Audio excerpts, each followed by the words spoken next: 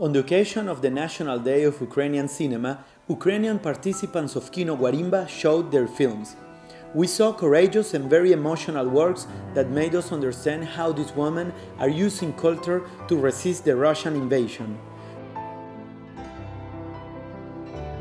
I'm grateful to be here and to be in a program or a place where so many people from around the world can come and share stories like this. Ukrainian shorts were phenomenal. They were very, very moving and heartbreaking and surprisingly funny.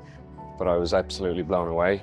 They kind of rode the whole gamut of human emotion. All of them were just really wonderful to experience.